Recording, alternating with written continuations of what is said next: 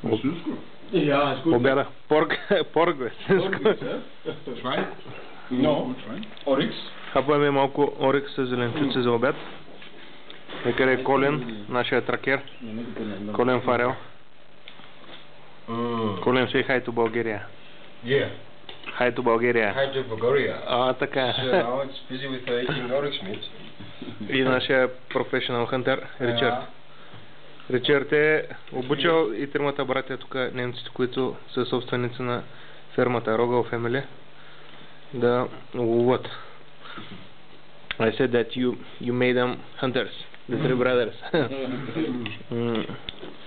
Понеже сме друга ферма, малко така накрая хапаме един вид с хладилната чанта.